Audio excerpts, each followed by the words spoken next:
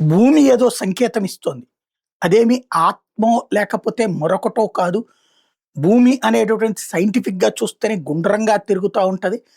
అది ఇచ్చే సంకేతం భూకంపాలు. సైంటిస్టులు తేల్చాలిప్పుడు.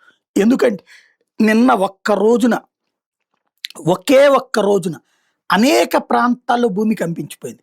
జపాన్‌లో 7.6 నమోదైంది రిక్టర్ స్కేల్ మీద.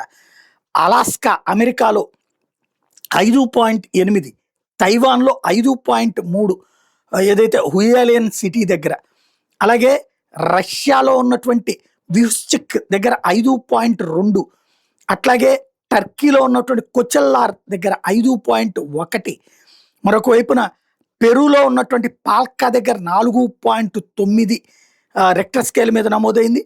అలాగే రిపబ్లిక్ ఆఫ్ కాంగోలో, డెమోక్రటిక్ రిపబ్లిక్ ఆఫ్ కాంగోలో ఉన్నటువంటి కబారే దగ్గర 4.7 నమోదైంది.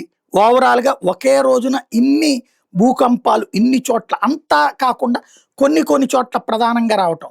ఓవరాల్‌గా చూసుకుంటే 7 చోట్ల ఈ భూకంపాలు అన్నటువంటిది 4.7 నుంచి 8 దాకా చోటు చేసుకోవడం అన్నది సంచలనం సృష్టిస్తోంది.